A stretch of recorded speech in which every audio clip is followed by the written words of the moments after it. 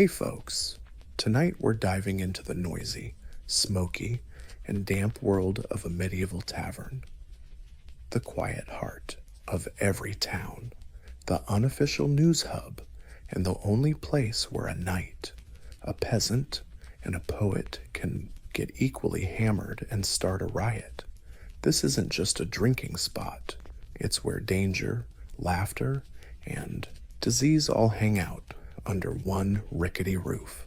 So before you get comfy, go ahead and like the video. Subscribe only if you actually like what I'm doing here, and drop a comment telling me where you're watching from and what time it is.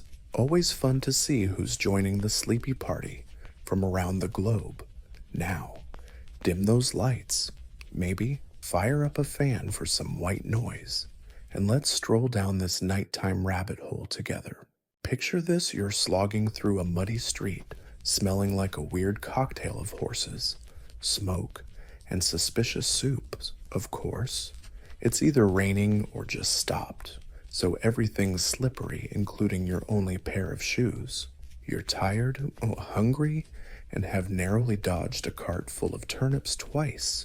You need a drink. So, how do you find a tavern in a medieval town? No signs, no Yelp reviews, and definitely no GPS. What you've got is your ears. Just follow the noise. Somewhere behind the blacksmith's forge and the fishmonger hawking fresh eels, there's raucous laughter and someone belting out a goose song with all the passion of a rock star. And there it is, a wobbly wooden building that looks like it's been leaning since forever. Above the door hangs a barely readable wooden sign with a crude painting of a barrel, a bear, or maybe both, whatever it is. This is it. Welcome to the tavern. The front step is slick with spilled ale, and when you push open the heavy iron door, a flood of water pours out like its own form of entertainment. Immediately, warm air and the thick smell of smoke, wet straw, stale beer, and mystery meat hit you like a drunken handshake. You made it. The ceiling inside is so low that tall guys have to duck, and drunks often bonk their heads. The floor dirt. Literal dirt. Although some genius tried spreading straw to pretend it's cleaner. Nope. No private yelling, no waiters with menus, and no polite chit-chat. This is a medieval tavern, and it comes in two flavors: noisy and closed due to fire. You spot an empty seat on a creaky bench near the hearth, but it's wet because you didn't ask first. Nearby, someone's arguing over a stolen chicken. Another person is passed out with a ladle still in hand. A one-eyed dog lounges under the table like it pays rent. And that, my friend, is just the entrance. You've just stepped into the smell of a night to remember or forget. As the heavy tavern door slams shut behind you, darkness wraps around your senses like a damp wool blanket. Warm, uncomfortable, and a little suspicious, your eyes slowly adjust. Flickering candlelight on soot-stained walls casts dancing shadows that make even the chairs look ready to throw down. A fire blazes in the far corner, serving both as heater and potential arsonist. Smoke lingers in the air, trapped by a chimney that could house a dead crow. But the worst thing isn't the noise or the heat, it's the smell. The scent of a medieval tavern is less eau de cologne and more emotional trauma in a bottle. First up, beer, warm, sour, and soaking every surface. Underneath that sweat, years of humans, horses, and maybe something mythical. Add a dash of moldy bread, wet straw, and boiled onions, and you get a cocktail no perfumer would dare sell. The tables are carved with initials, crude drawings, and knife marks. They wobble with stubborn pride. Benches sag under the weight of muddy boots, thick cloaks, and questionable life choices. The promised dirt floor is covered with straw that soaks up spills, spit, and occasionally unconscious patrons. Knife marks. They sway with stubborn pride. The benches sag under the weight of muddy boots, thick cloaks, and some highly questionable decisions. The floor's made of dirt, just like promised, but topped with straw to soak up spilled drinks, spit, and occasionally an unconscious customer. You tread carefully. One wrong step, and your foot sinks into something we probably shouldn't describe. The crowd is a living beast, breathing. Loud laughter erupts somewhere. In another corner, two men argue over the price of a pig. A woman slams her cup so hard it spills half her drink, and nobody even bats an eye. A man at the next table stares at you like he's deep in thought or forgot how chairs work. Someone nearby sneezes. The entire left side of the room collectively leans away like it's dodging a bullet. And even though this is an emotional assault on your modern sensibilities, there's something oddly welcoming about it. The tavern's alive. It's rough, raw, and totally unfiltered like a medieval community center, minus hygiene and with 400% more shouting. A medieval community center, not exactly a health spa, and with about 400% more yelling. You find your seat. It's a bit damp, probably because it's at first glance. The tavern layout looks like someone shoved the furniture around during an earthquake and just said, good enough? Yeah. The earthquake happened and they just left it like that. No blueprints, no bar, no cozy booths in the back. Just a row of tables, benches, barrels, and occasionally a barrel turned into a seat. Everything's either way too close or painfully far apart, depending on how drunk you are. The fireplace is the real centerpiece, a big flame roaring against the wall, trying its best to provide warmth, light, and just enough smoke to choke everyone inside. Around it, people cram in like moths to a flame, clutching mugs. The best seats hog all the warmth.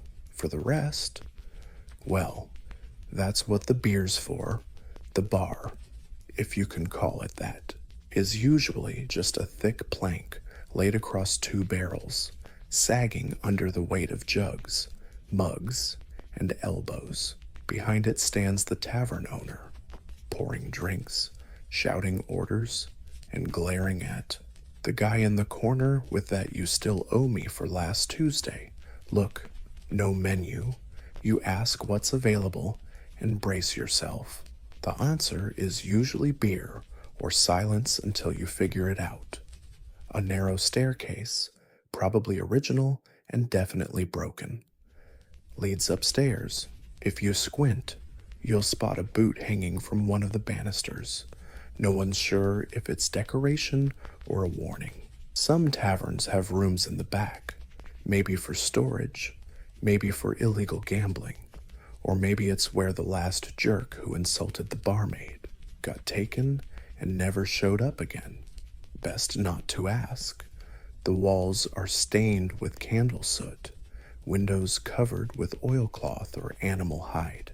Every surface is polished by elbows, boot heels, and spilled drinks from generations past, and maybe a chicken. Somehow, despite the chaos or because of it, it works. Everyone knows where to go, where to sit, when to yell, and when to duck their head. It's not organized, but it's alive. Every medieval tavern has a boss, and it's not the local lord or tax collector. Nope, it's the tavern owner. They might not wear a crown, but don't be fooled, so this person runs the show. The roles of cook, server, and bartender all fall to one person who won't put up with any nonsense. If it's a man, he's probably as big as a barrel with arms, salt and pepper hair, grumpy, and made of salted meat and bad decisions. If it's a woman, which is often the case, she's sharper than a blacksmith's file and can silence the whole room with just a look. Either way, they've seen it all, heard worse, and wiped blood off the straw before breakfast. They greet regulars with a nod, eye strangers with suspicion, and welcome troublemakers with a solid whack on the head. Behind the bar, they keep mental tabs on who's paid, who owes, and who's had one too many, all without taking notes because, well, literacy was optional back then. But their memory of the tavern is downright scary. The tavern owner sets the mood. If they're in a good mood, the place buzzes without taking any notes. Because literacy in the Middle Ages was about as common as unicorns, but the memory of the tavern truly terrifying. The tavern owner sets the vibe. If they're in a good mood, the place buzzes. If not, you best drink up fast and keep your jokes to yourself. They're the referee in every argument, judge in every cheating scandal, and the first to grab a club when a brawl breaks out. Don't start trouble. The owner knows everything. Who owes money, who's cheating on who rolled into town under a fake name. Need info, bribe the bartender. Need protection, sit next to them. Need help. Well, good luck. Better hope you didn't break a glass last week. Some folks have servants and kids, spouses, or orphans. They've all been put to work hauling barrels twice their weight. These helpers serve drinks, mop floors, and try not to spill or get trampled by drunks. So yeah, taverns might feel chaotic, but actually it's a delicate ecosystem. At the center, like a storm god in an apron, is the one keeping the beer flowing and the roof from collapsing during a brawl, the tavern owner. Finally, you sink into that creaky bench, dodging elbow jabs and spilled stew. Your throat's dry, your shoes are soggy, and it's time for the main event drinks. But don't expect a fancy wine list or a shiny glass. This is a medieval tavern. Your choice is limited, sketchy, and maybe life-threatening. Let's start with classic ale unfiltered, unpasteurized, often brewed in the back room where the dog sleeps. Thick, cloudy, and full of floating bits, grain fragments, yeast, or maybe a leftover mustache from the last customer. No ice, because, well, ice wasn't really a thing.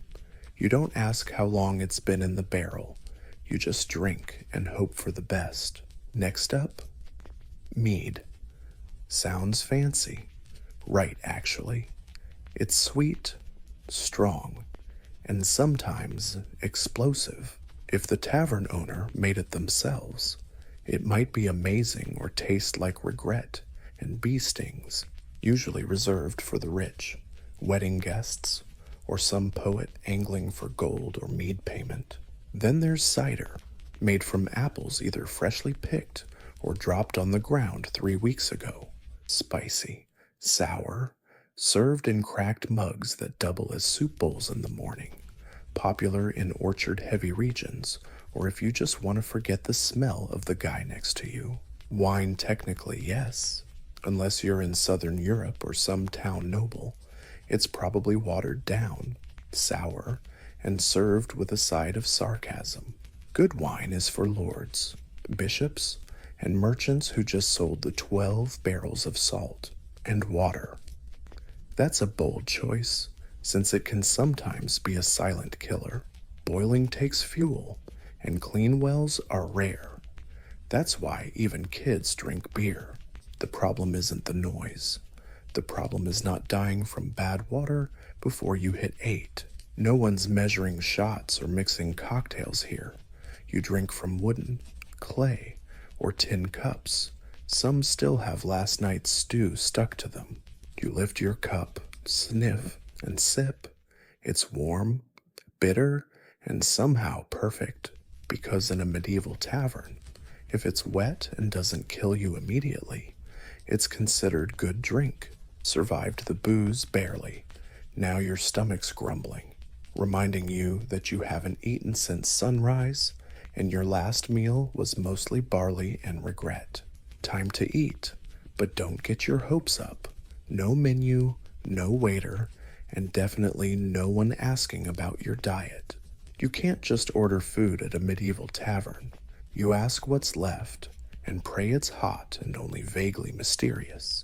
The main course is usually a thick stew made from whatever grains, veggies, and questionable proteins they found that day. It's been cooking in the same pot since Monday, and now it's Thursday. New stuff gets added daily. Nothing ever gets thrown out. It's more like a culinary time capsule than a meal.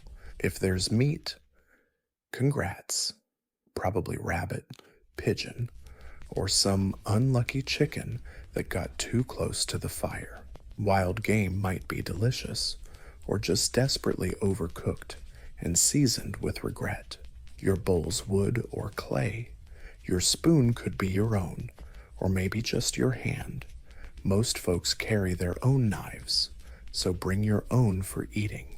And don't expect a napkin, just the sleeve of your tunic or a shared rag that's seen things you'll never forget. Also, bread, so it's hard, dark, and heavy, more weapon than food. If it's soft, it means it was baked today. If it's hard, then it's been baked since last week. Anyway, it pairs nicely with that kind of cheese that smells like an old boot and starts developing its own personality. Sometimes it's salted fish, sometimes salted eggs. Occasionally, you'll find a tavern with a special dish, which is just a fancy way of saying, we've got way too much of this. Flavor, options, texture, totally unpredictable, but with the crackling fire, the background noise, and the warmth of food in your hands. It's not so bad.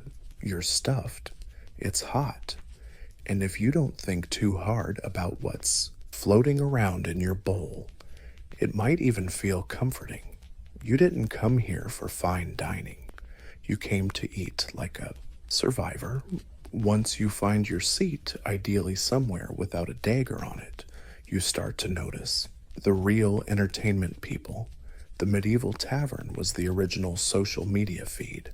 Loud, chaotic, half-baked, and totally committed to oversharing. To your left, a red-faced farmer on his fourth pint is retelling the same story about his cow giving birth sideways. He slaps you on the shoulder mid-story like you're an old pal or a decent stand-in for the pig he usually drinks with. At the far end, a hooded stranger sits in the shadows, slowly sipping his drink. He might be a runaway monk, a bandit, or just really bad at making eye contact. Either way, you probably don't want to chat with him unless you're keen on disappearing behind the stables. Near the hearth, a soldier in battered armor spins tales of battle. His stories involve dragons, the French, and a talking sword. Definitely wrong. Nobody cares. His tankard is full, and his audience is laughing. There's a sweaty, loud merchant shouting prices for grain nobody asked about. He pulls gold coins from his pouch like a midnight beggar getting mugged. A pair of locals play dice on a warped table, faces tight with tension. One's obviously cheating, the other knows but lets it slide, probably saving the fight for after the beer runs out. A singer plucks his lute in the corner, his raspy voice hitting the high notes of a love song that sounds suspiciously like he just made it up. Nobody cares. He's got pants on and sings well. That's already a step up from last night's guy. Women drift through the crowd. Some are tavern staff. Others run their own businesses. They're sharp, confident, and definitely not to be underestimated. They'll flirt, joke, or punch you in the teeth. Depending on your tone, kids occasionally dash between legs, snatching leftover bread or coins. Nobody stops them. It's just part of the rhythm. Everyone's watching, drinking, counting coins, and pretending not to notice the man passed out under the table. This tavern isn't just a place to eat and drink. It's a living, breathing show, and tonight, you're part of the cast. Forget the lute and the ballad for a moment. The real soundtrack of a medieval tavern isn't a song, it's a symphony of chaos. It starts with the clink of mugs, dozens banging on wood to celebrate, negotiate, or get drunk. Some ring cheerfully, others shatter completely. Both get cheers. Then comes laughter, loud, booming laughter that sounds like a bunch of wild boars escaping, mostly meaningless. A farmer giggles at his own dry joke about hay. A knight snickers at the word pottage. A monk wheezes uncontrollably whenever someone says duck. You quickly learn not to ask why.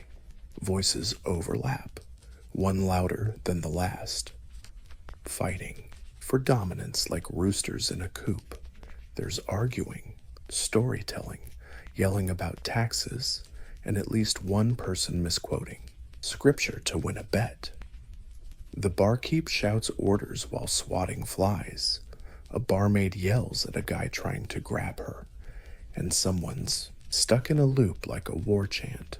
And in the corner, the singer trying to grab her, while someone chants like a battle cry over and over. Meanwhile, in the corner, the singer, with only half the lute left and 3 strings missing, plays 4 chords on repeat, occasionally drifting into lost love poems, found chickens, or nobles wearing their pants backwards. Nobody really listens unless he starts singing about someone in the room. Then things get either really interesting or wildly dangerous. Someone spills something. Someone burps loud enough to shake the ceiling beams. Another falls off a chair and keeps going, talking from the floor like it was all part of the plan. In the background, a dog barked. No, wait, a goat. Why is there a goat here? Chairs scraped across the floor like thunder in a wooden cave. Not peaceful, but with a weird kind of rhythm every now and then. The room went quiet. Not because anyone chose it, just sudden silence. It lasted exactly 3 seconds. Then someone heroically ripped one, and the music kicked back in. This wasn't just background noise. This was the heartbeat of the tavern, rough, loud, and endlessly alive. If you listen close enough, you start to get it, a kind of harmony born from chaos. And just like the rest of the tavern, the longer you stay, the louder it gets. Once the beer starts flowing and the stew settles, the tavern changes. It's no longer just a place to eat and drink. It's a medieval casino, minus the velvet ropes, and with way more shouting. Gambling is the night's sport. Everyone plays, from seasoned soldiers to barefoot kids with borrowed dice. No dealers, no pit bosses, no rules, just a cracked wooden table, a handful of coins, and a vague promise that someone's about to lose their dignity. Dice are the game of choice, carved from bone, wood, or whatever was lying around. They clatter on the table like thunder, each roll accompanied by cheers, groans, and witch accusations. Nobody trusts the dice. Everyone uses them anyway. Then come the cards. If you're in a more cultured part of town, they're thick, hand-painted, worn out, and always missing 1 or 2. Rules change depending on who's explaining them. Sometimes you try to get the highest number. Other times, You match symbols or just make stuff up as you go, like poker, but with more slapping. Stakes vary from cash, a cup of water, to livestock. Yep, some folks prefer a fine goat, others bet their shoes, and some even wager their freedom for the night.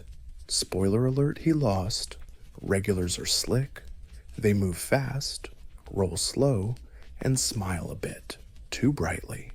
Of course, cheating is half the fun.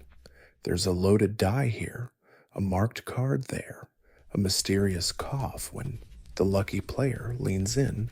If you win big, you buy a round or risk a beating. If you lose badly, smile, pretend you didn't, and slowly push your chair toward the door.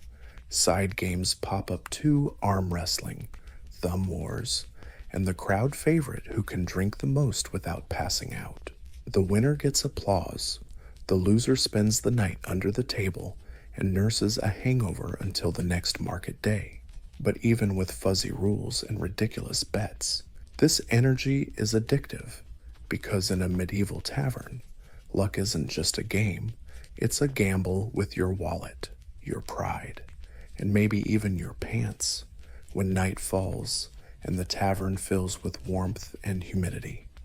A new kind of show begins, a performance made of words, music, and pointless confidence.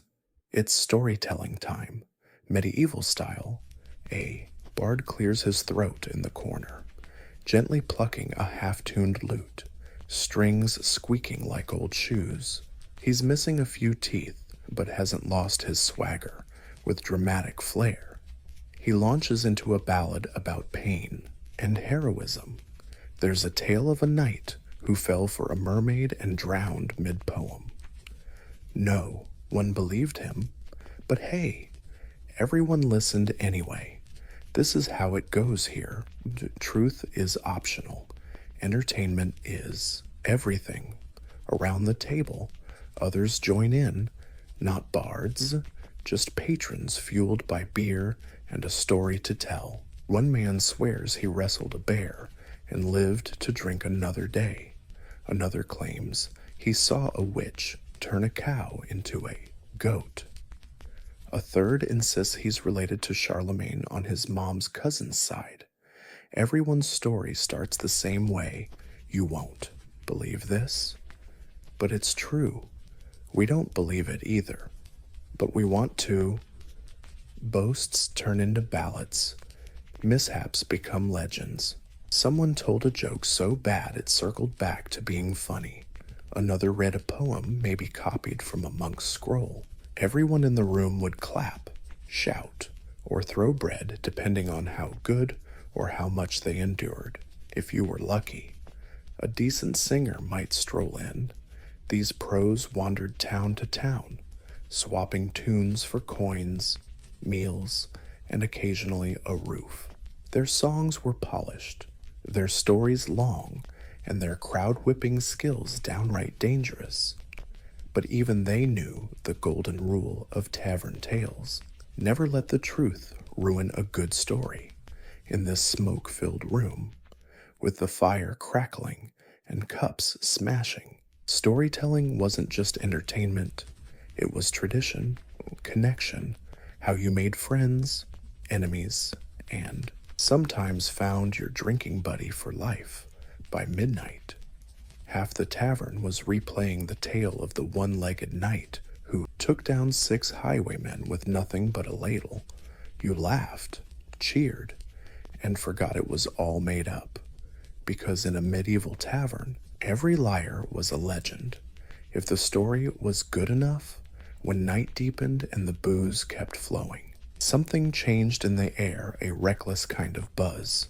The singer was midway through his 3rd song about unfaithful shepherdesses, and suddenly, romance was in the house. Welcome to medieval flirting. Subtlety had left the building. It kicked off with eye contact, or at least one eye narrowing through the honeymead haze. A man with 2 teeth left leaned over the bench and said, "Madam, your beauty outshines the hearth." She fired back by tossing a breadcrumb right at his forehead. The room went wild. Others tried their luck more gently, pouring full cups, awkwardly complimenting, or offering to carry a stew bowl so it wouldn't spill. Spoiler alert, it still spilled. If you were a woman in the tavern worker, patron, or traveling merchant, you were probably used to fending off at least 3 wannabe poets, 2 wrestlers, and a guy who tried impressing you by balancing a knife on his nose. Sometimes it worked. Usually, it ended with a black eye or an empty purse. For those actually looking for company, the tavern offered more than just flirting. The courtesan moved through the room smoothly, knowing who had coin, who had charms, and who'd pass out before making it upstairs. Deals were struck quietly but carried heavy weight. Jealous lovers? Oh yeah. Nothing sparks a tavern brawl faster than a sideways glance, a wandering hand, or a husband catching his wife laughing too hard at a minstrel's joke about bishops. Tables flipped, cups became weapons. The bench broke in half again, but somewhere in the chaos, real sparks flew. The shy baker's daughter and a stone mason shared laughs over the stew. 2 drunk farmers bonded over mutual hatred of turnips. A monk accidentally flirted with a nun. Love, or something like it, still thrived in the darkest corners, because in the medieval tavern, romance meant charm, opportunity, and not face-planting into your bowl halfway through. You might win a heart, you might get slapped. Either way, you'd remember it or at least hear about it the next morning. It had to happen. Someone probably spilled a drink. Someone accused another of cheating at dice. 2 people fought over a chair, and neither backed down. Or maybe someone insulted someone else's mother. Goat meat or stew? Honestly, it didn't matter. Suddenly, chaos erupted in the tavern. What used to be just music and cups turned into a full-blown scene. Flying chairs, an oil cart crashing to the floor, someone shouting, "Hold my bread," and launching themselves. A nun, love, or whatever you want to call it, still exists even in the darkest corners, because in a medieval tavern, romance is all about flirting, chances, and not face-planting into your bowl halfway through. You might win a heart, you might get slapped. Either way, you'll remember it or at least hear about it the next morning. That stuff always happens. Someone might spill a drink. Someone might accuse another of cheating at dice. Maybe 2 people fight over a seat, and neither backs down. Or maybe someone said something about someone else's mother. Goat meat or soups, honestly, doesn't matter. Suddenly, it erupts in the tavern. Once a mix of music and cups, everything flips fast. A chair flies. An oil cart crashes onto the floor. Someone yells, "Hold my bread," and charges, gliding over benches like a drunk pilot. Nobody's surprised. Most don't even stop drinking.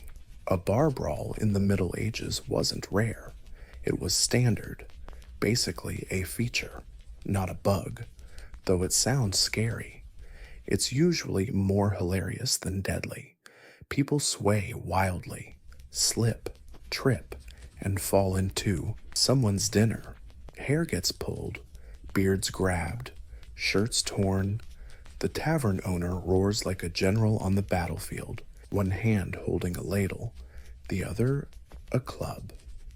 Sometimes folks join the fight without even knowing why.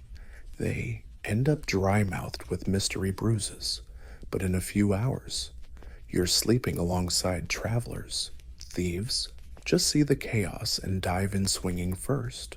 Others place unofficial bets, cheer, or slide their mugs just out of reach. Weapons are rare. Most folks know better. Drawing a sword in a tavern can turn a simple brawl into a legendary pub showdown. And nobody wants to get banned from the only place serving hot food and warm beer. Eventually, someone hits the floor and stays down. Another stumbles into a wall and figures that's the best spot to sit and rethink their life choices. The fight fizzles out like a candle in the tavern, sudden and with zero ceremony. And here's the weird part: once it's over, it's really over. The fighters split up, mugs get refilled, and someone starts singing. Within 10 minutes, everyone's laughing again, even the guy with the bloody nose. No grudges, no lawsuits, just bruises, stories, and maybe a new nickname like One-Eyed Arnold or Benchwarmer Bill. Because in a medieval tavern, a fight was just part of an awesome night. Messy, ridiculous, and strangely bonding.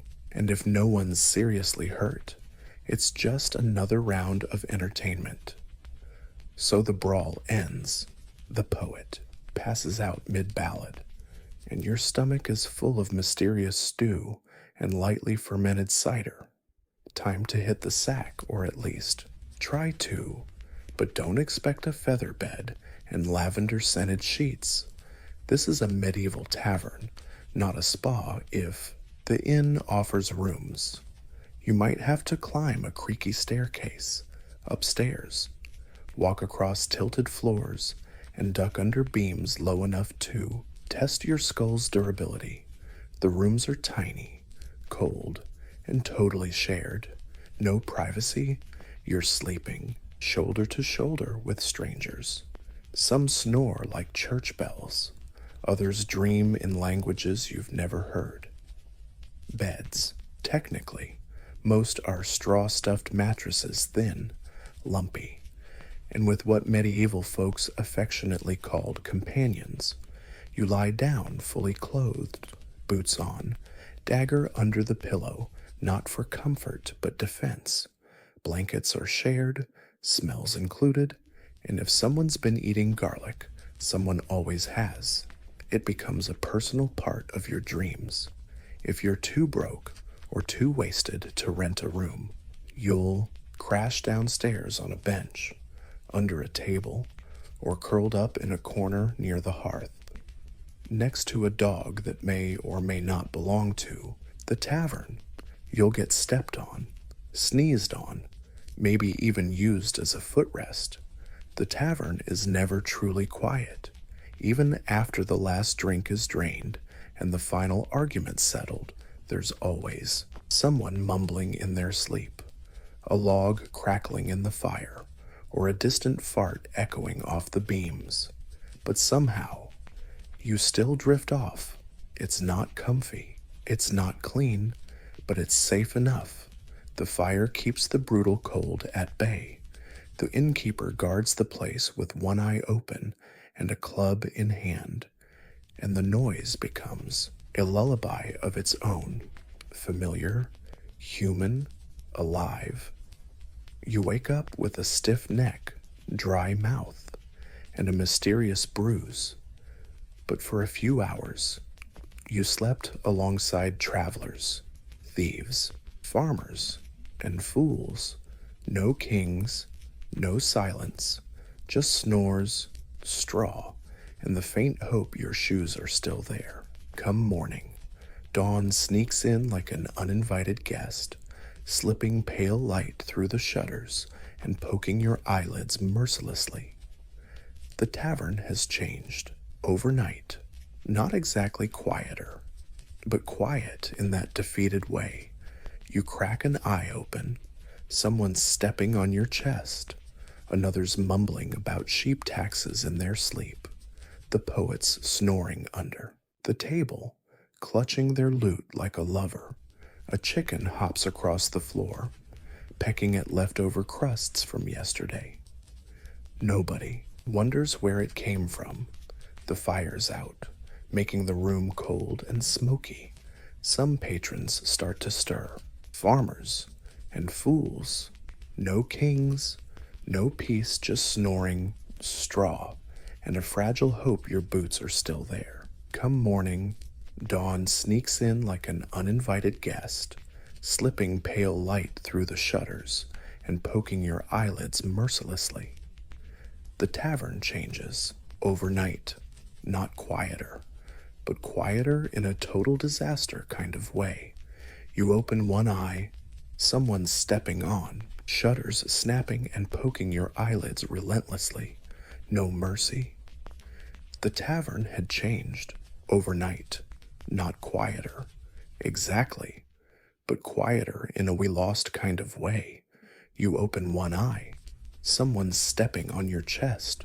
Another guy's mumbling in his sleep about sheep taxes. The poet's snoring under the table, clutching his lute like a lover. A chicken hops across the floor, pecking at crusts left over from yesterday. Nobody questions where it came from. The fires died out, making the room cold and smoky. A few patrons start to stir, groaning like wounded warriors after battles fought entirely inside their skulls. One man sits up, looks around, then lies back down, decides today's just not worth it. The tavern owner has woken because, of course, they were clinking glasses, sweeping fresh straw into the pile, reheating something in a pot that smelled both oddly tempting and a little hostile. They glanced at the bodies on the floor, then banged a ladle on a cup like a hellish morning bell. Get up or get out, that's your wake-up call. No breakfast buffet here. If you're lucky, you get an extra bowl of soup, even thicker than last night. Bread's reheated, so beer's watered down, and nobody's got the energy to complain anymore. Some customers just dunk their heads in the rain barrel outside and call it fresh living. You check your pockets, 2 coins and a button. Better than expected. Your shoes are still here. One's got bite marks. But hey, they're yours. A win. A few new faces show up, early risers, travelers, workers needing a drink before dealing with livestock, taxes, or worse, neighbors. The tavern stirs again, like a beast slowly waking. Someone starts retelling last night's story. Naturally, it's changed by now. Now there are 2 battles and a bar song that summoned a ghost. Everyone nods like it's gospel. That night was chaos. The morning is sluggish, grimy, and full of regret. But you smile, because somehow you survived. Right now, you feel sweat, smoke, and beer stink stuck to your boots. You survived the yelling, the flirting, the stew, and maybe even a flying chair. And through it all, one thing's clear: medieval taverns weren't just about booze. They were the community's beating heart. In a world without phones, newspapers, or social media, the tavern was where the news happened. A coastal merchant could share rumors from a foreign port. A soldier could describe war from the front lines. A poet could sing songs that bonded people, even if the lyrics changed every night. This was the place to connect. Farmers drinking alongside craftsmen, pilgrims sharing bread. With thieves, strangers becoming friends, or at least drinking buddies by round 2. Here, social classes blurred, rumors were born, alliances formed, and grudges either buried or flared up depending on luck. The tavern was also business central. Deals made, contracts canceled over spilled cider and broken plates. It was courtroom, confessional, and stage all rolled into one. You could find a job, lose your wallet, get married, or start a fight all in one night, and it gave you something else. Something money couldn't buy at the market or prayer in a chapel. The comfort of escaping cold, work, and the endless seriousness of medieval life. For a few hours, you could sit by the fire, endure a terrible joke, sing a worse song, and forget the harsh world outside, even if the beer was warm, the bed itchy, and the stew had more bones than broth. The tavern made you feel alive among other living humans, and in an age when anything from disease, war, to brutal winters could strike without warning. That was no small thing, so when you step into a medieval tavern, you're not just buying a drink. You're buying gear, stories, and maybe, if the floor's not too crowded, a spot to sleep with the fire still crackling, because long before cafes and coffee shops, there were taverns, loud, filthy, real, and utterly unforgettable, before becoming the most iconic face of ancient Egypt, immortalized in that limestone bust with high cheekbones and a confident gaze. Nefertiti was a woman wrapped in mystery. Her name means, "The beautiful one has come," but nobody really knows where she came from. Some say she was the daughter of a powerful Egyptian official named Ai, maybe even Akhenaten's sister. Others think she was a foreign princess and sent to Egypt in a political marriage. Her origins are still debated, but her influence is undeniable. Nefertiti burst onto the scene like a sudden, dazzling lightning bolt, stepping into Akhenaten's life, not as a passive queen, but as an equal partner in a dynasty that would shake the very foundations of Egypt's religion and culture. Together, they shattered centuries-old traditions, tore down temples to the gods, and elevated the sun disk as an actual god, a radical move that was almost heretical, and Nefertiti wasn't just watching from her throne, she was the one leading the ceremonies, offering sacrifices, even depicted in art punishing enemies, a role usually reserved for male pharaohs.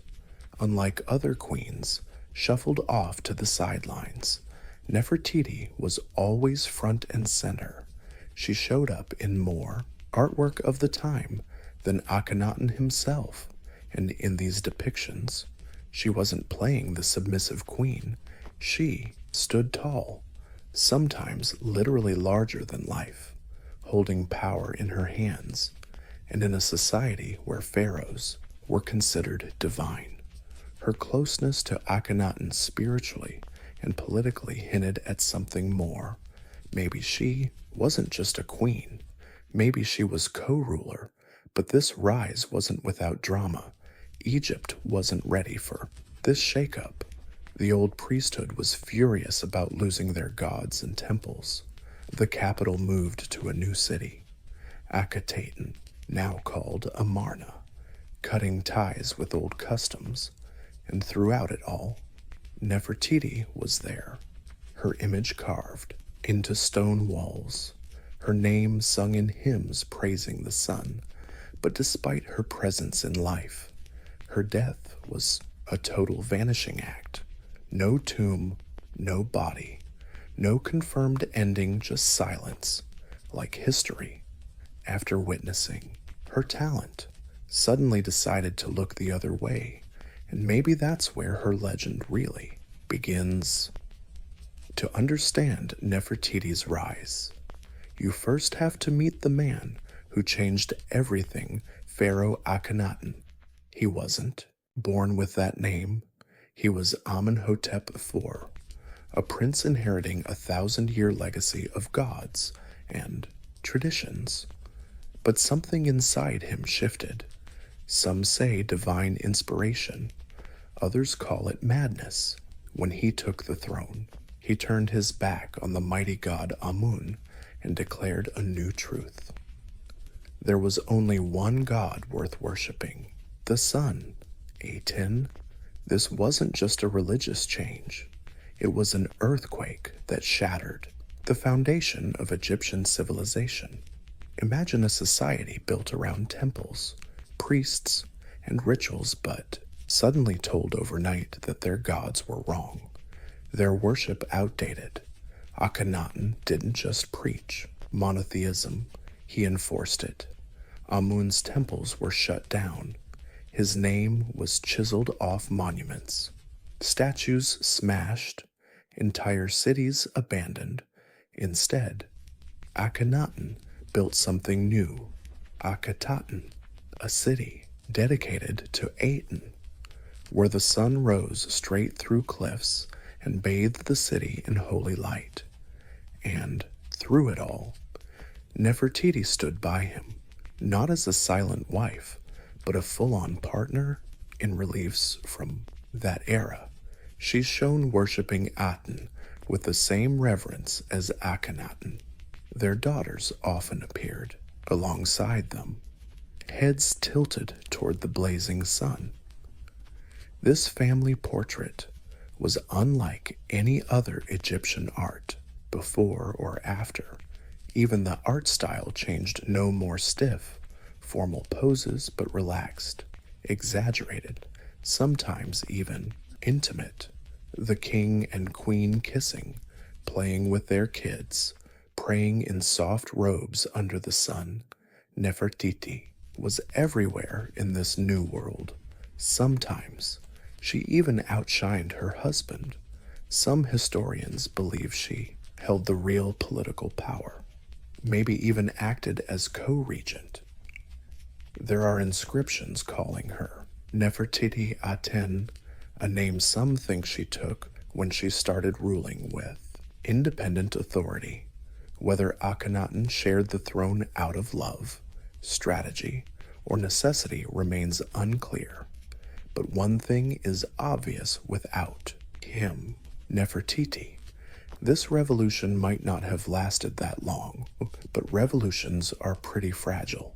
The gods don't like being replaced, and the people they quietly watch, waiting for the old order to make a comeback. At the peak of her power, Nefertiti became more than just a queen. She turned into a symbol not just of beauty, but of sacred femininity and royal power. Egypt had plenty of great queens, like Akhenaten, Nefertari, and Hatshepsut. But Nefertiti's presence felt different. She didn't rule from the shadows or seize power through war. She was reshaping Egypt's culture and spirit alongside her husband, like a living goddess.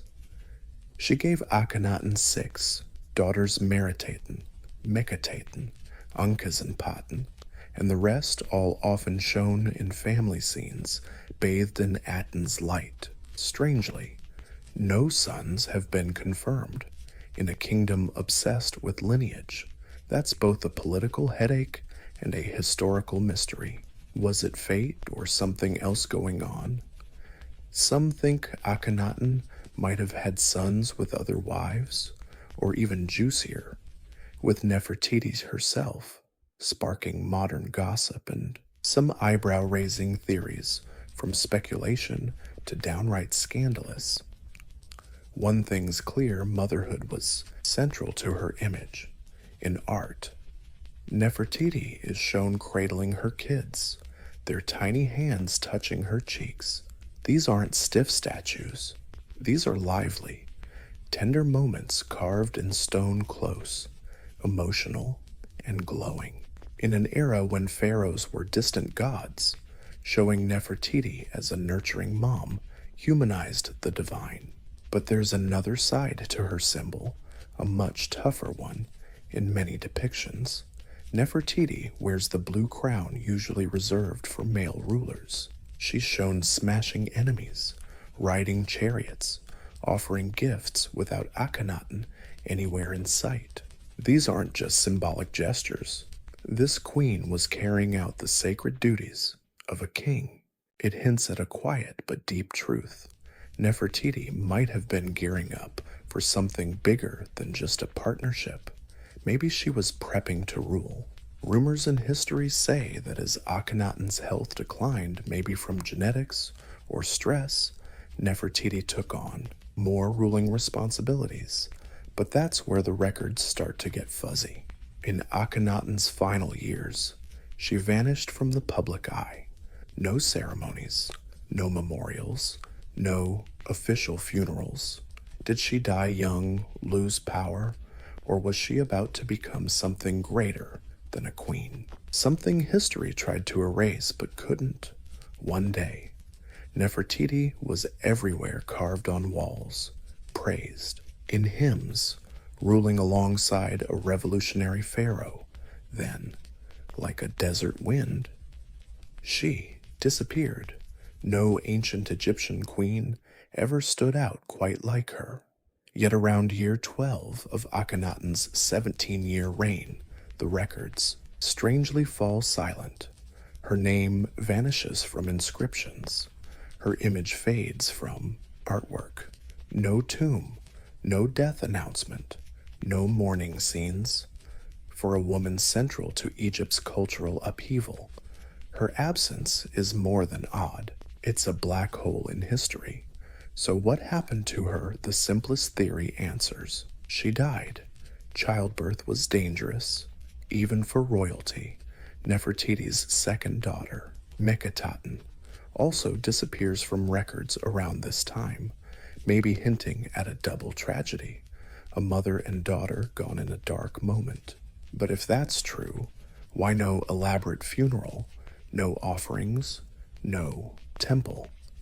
This was a woman worshipped like a goddess. Silent death doesn't fit the story. Others suggest a much more political explanation. Maybe Nefertiti fell out of favor. Maybe court politics shifted in a dark moment. But if that's true, why no fancy funeral, no offerings, no temple? This woman was worshipped like a goddess. A quiet death doesn't fit the script. Others suggest a far more political explanation. Maybe Nefertiti just fell out of favor. Maybe court politics shifted. Akhenaten, increasingly isolated, might have sidelined her, maybe to favor another wife.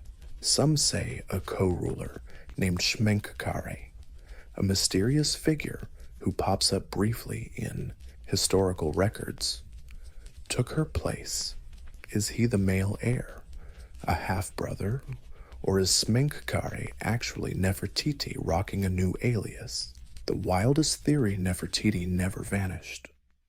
She transformed. There's evidence someone named Neferneferuaten ruled in Akhenaten's later years. This person used feminine grammar in inscriptions and even mentioned Akhenaten as her beloved husband. Could this be Nefertiti, crowned pharaoh in her own right? If so, she'd join the rarest club in Egyptian history, female rulers like Hatshepsut, who stood tall before her, but even this theory fades into dust. Neferneferuaten's reign ended abruptly. Then a more familiar name popped up: Tutankhamun, a young king who reversed his parents' reforms and brought back the old gods. If Nefertiti ever ruled solo, it was short-lived. Tutankhamun, that young king who undid his parents' religious revolution and restored the old gods. If Nefertiti ever ruled solo, it was brief. And if she was Smankari or Neferneferuaten, she ruled like a ghost queen, visible only through half-carved reliefs and shattered relics, a puzzle missing its centerpiece. Then, just as suddenly as she appeared, Egypt's most powerful woman disappeared, but her legend was just starting to take shape. As the dust settled, a new figure emerged, a king too young to even hold a scepter. His name was Tutankhaten, later Tutankhamun, and he became the world's most famous pharaoh, not for what he did alive, but for the treasures found in his untouched tomb. But here's the real kicker: who was his mother? Historical records are frustratingly silent. His father was almost certainly Akhenaten, but his mother's identity remains a mystery. Some scholars say Nefertiti was his stepmom. Others guess she might be his birth mom, based on art and timing that suggests he was still a kid at her last public appearance. If Nefertiti really gave birth to Tutankhamun, it makes total sense. His early reign was clearly guided by a steady hand, and his decision to reverse his father's religious revolution might not have been all his own. And that's where things get really interesting. Who was steering the ship during Tutankhamun's fragile reign? The boy king was only about 9 when he took the throne. A kid can't single-handedly restore a religious empire. Someone was behind the scenes, someone experienced in politics, court intrigue, religion, and public symbolism. Could Nefertiti have been ruling from the shadows, or was it the high priest Ai, who might have been her father, or maybe they teamed up to wipe out Akhenaten's chaos and bring Egypt back to the old gods? One of the strongest clues comes from the golden temple that found in Tutankhamun's tomb. The painting shows a woman anointing the young king, a woman with some seriously odd features that look a lot like Nefertiti. If that's her, then maybe she didn't just vanish. Maybe she stuck around after all, quietly holding down the power center. But since there's no tomb with her name, no confirmed mummy, we're left with just fragments. If she really guided Tutankhamun, her fingerprints would be everywhere, except her name got scrubbed, wiped off, temples, erased from king lists, like someone desperately tried to erase the memory of a woman who once ruled like a god. But oh, the irony! Tutankhamun's fame actually revived her image, because while digging into his story, the world accidentally stumbled on hers. As the queen, priestess, maybe even pharaoh at the heart of Egypt's most radical era, Nefertiti left no confirmed tomb, no monuments with her name, no coffin, no mask, no inscriptions whispering her last words to the gods, like she just vanished into thin air. This absence has haunted Egyptologists for over a century, in a culture obsessed with the afterlife, where every noble was mummified and buried with roadmaps for the soul's journey. How does one of Egypt's most powerful women just disappear? Lots of theories. Another is that she was buried in a rush and Egyptian history just disappear. Tons of theories. One says she was buried in a rush, without ceremony in Akhenaten's final years. Maybe her radical legacy made her a danger in the new regime's eyes. Her tomb could have been dismantled, her name defaced, all part of wiping out Akhenaten's heresy. After all, the old gods made a swift comeback, and stone-carved revenge was in vogue. A Jussier theory: her tomb was never really lost. It was just misidentified or still hiding somewhere. Some scholars guess she's in the Valley of the Kings, tucked behind Tutankhamun's tomb walls. In 2015 radar scans of KV-62, King Tut's famous tomb, hinted at secret, hidden chambers. Could Nefertiti be buried just inches away, sealed off and forgotten beneath layers of history and gold? That idea captured the world's imagination, a sleeping queen just out of reach. Egyptologists held their breath, but follow-up scans came up inconclusive, excavations slowed, funding dried up, and once again, Nefertiti slipped into legend. But her absence is glaring. We have dozens, even hundreds of images of her, preserved in stone and paint.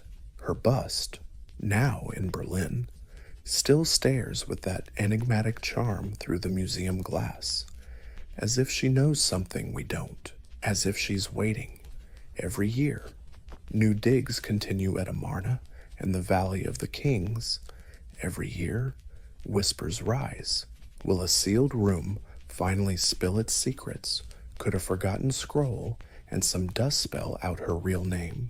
Or will she remain the eternal riddle, an unfinished sentence in Egypt's story, if history buried her? Success didn't last long, because the search for Nefertiti never really stopped. It just got deeper. If her tomb is never found and her body never identified, why do we still remember Nefertiti? The answer lies behind museum glass, under soft lights, at Berlin's Neues Museum, a painted limestone sculpture that's captivated the world since its rediscovery in 1912, the bust of Nefertiti. She gazes forward, calm and collected, that elegant long neck, the striking blue crown, and delicate features so refined they almost feel modern. One eye unfinished, maybe on purpose, or just a forgotten detail from the workshop's last days. But even incomplete, she endures, unforgettable. German archaeologist Ludwig Borchardt found this bust amid the rubble of sculptor Thutmose's workshop at Amarna. When he dusted off her face, he knew instantly what he'd found. In his diary, he wrote, "Description is useless. You have to see it with your own eyes." And when the world did, Nefertiti became not just a historical figure, but a global icon of beauty, power, and ancient mystery. But even her statue isn't without controversy.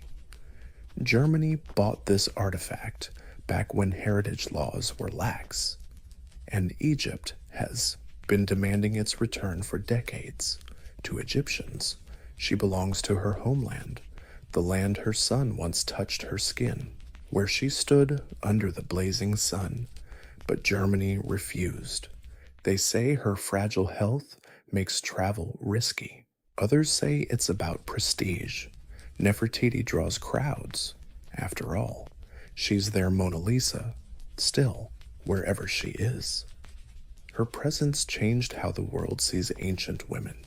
She wasn't some passive beauty. Her bust screams authority, decisiveness, almost defiance. She looks like someone guarding secrets, making decisions, and steering an empire's course. Her presence, wherever she was, changed how the world saw ancient women. She wasn't just a pretty face. Her bust radiates authority, decisiveness, and a hint of challenge. She looks like someone holding secrets, making decisions, flipping the course of an empire. And she did. It's amazing how one delicate, silent sculpture can bring a long-dead person back to life over time. Maybe we'll never find her tomb. Maybe we'll never know how she died. But through this bust, Nefertiti achieved something extraordinary. She became immortal not in gold, but in human memory. The face might stay still, but the story it tells echoes on. Nefertiti's tale hangs somewhere between stone and silence, between what we know and what we choose to believe. Hardly any figure from ancient history keeps inspiring endless fascination and deep mystery like she does. She's a walking paradox, one of the most documented women of her era, yet still mostly unknown. Over centuries, folks have imagined her in all sorts of ways. For some, she's a goddess in human form, the living embodiment of divine beauty.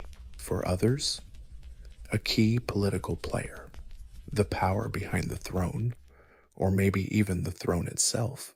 Some paint her as a tragic romantic figure, sadly forgotten in history's shadows, the revolution. Others see her as ruthless ambition incarnate, gracefully and calculatingly steering a collapsing empire.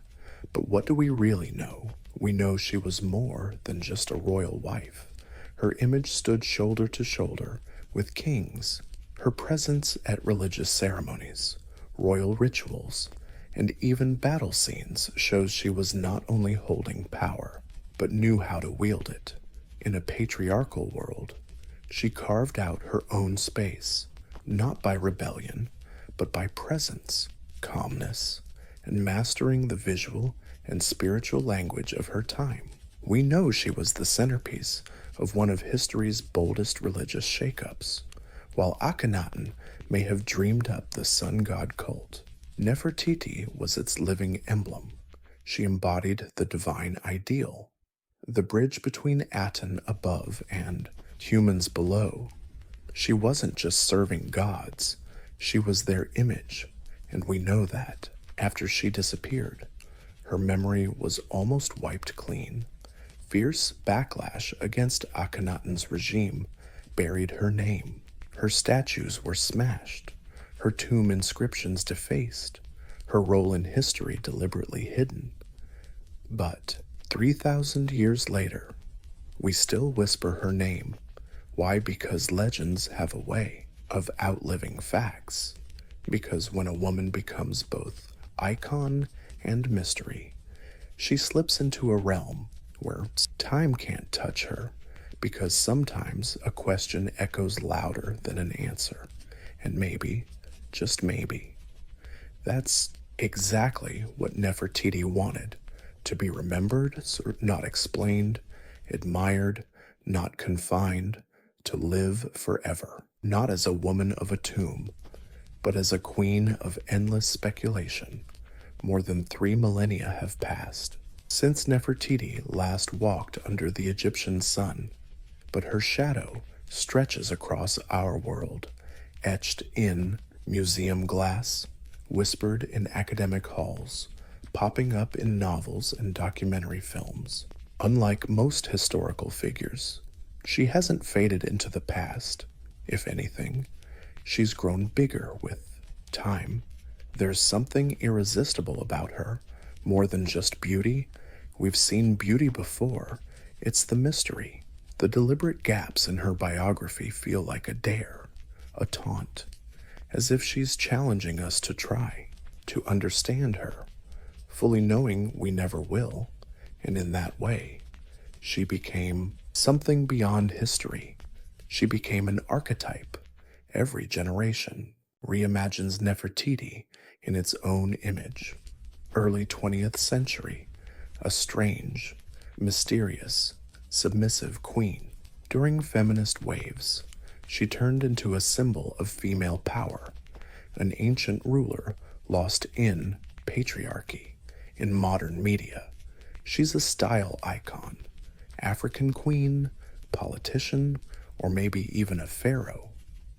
She's lived 1,000-second lives, not through truth, but imagination. And maybe that's the best kind of afterlife. In ancient Egypt, immortality wasn't just about mummification, it was about memory.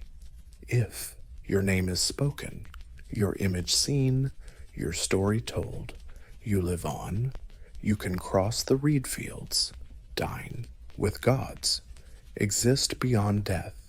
Nefertiti, whether by design or accident, achieved that.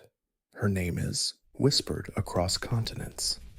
Her face is one of the most recognized in human history. Her story, though fragmented, still captures attention. So in a way, her greatest legacy isn't carved in a tomb or sealed under desert stone. It's persistent curiosity. She left behind a perfect mystery, a half-told, half-fated life that's utterly unforgettable. And maybe that's her ultimate power move. Not just to rule an empire, not just to shape religion or raise royal daughters, but to become timeless. Nefertiti, the beauty who came, never really left. She's still here, in questions, surprises, and the need to remember women history tried to forget. She lives, not in gold or glory, but in eternal action is where it's truly sought. And seriously, what's more immortal than that china? Where Low clouds and wind whisper through bamboo groves. A dragon lies curled up. But no, this isn't a legend, not some fire-breathing beast from myths. This dragon is made of earth and stone, carved over centuries by weathered hands and endless patience. These are the long terraces locals call the dragon's spine. Their curved waves ripple down the mountain like shimmering scales of water, rice, and ancient pride from afar. These terraces look like a sleeping creature. The hills rise and fall with perfect rhythm, each layer breathing like a living body. But get closer, and you'll see something even more alive. Gentle water trickles through carefully dug canals. Young plants sway in the breeze, and at dawn, morning mist wraps the scene like breath steaming from the dragon's nostrils. These terraces weren't slapped together overnight. Their story starts over 700 years ago, back when the Zhuang and Yao, mountain-loving minority groups, chose to tame the steep slopes instead of running scared. Flatland was scarce, machines non-existent. So they looked up at the mountains and asked, how do we feed ourselves here? It took generations to figure it out, armed only with stone tools and bamboo baskets. They carved every inch of hillside year after year, with each terrace built. They didn't just shape the land, they taught it to breathe with them. Rainfall became a resource. Slopes became lifelines. Rice, the staple of life, began to grow where gravity once ruled, and over time, the terraces started to look like a resting dragon, strong, eternal, sacred. So this wasn't just farming, it was harmony, a silent pact between humans and nature. No part of the mountain wasted, no part forced into wild curves. Instead, people worked with the earth, shaping it with gentle waves and bends, listening to the wind and water. Today, the dragon's spine still feeds the whole village, but more than that, it reminds us what patience can build in a world always rushing forward. Here lies a dragon, never chased, only carved, layer by layer, dream by dream. Walking among these terraces is like stepping into a world made by perseverance. No illusions here, no machine tracks, no corporate survey marks. What stretches across these mountains is the stubborn fingerprint of humanity. Every curve, every slope, every drop of water arranged stone by hands that know the land's heartbeat. Centuries ago, when the Zhuang and Yao first saw these steep, rugged hills, they didn't see obstacles, they saw opportunity. The good land was taken, fertile valleys seeded, but here, among tough peaks, there was still potential. If only they could make the earth listen. With no heavy tools, they started with wooden shovels, stone hoes, baskets for mud and rubble, on backs worn thin by time. Slowly, terraces formed, horizontal veins across the mountain, held tight by stacked stone walls.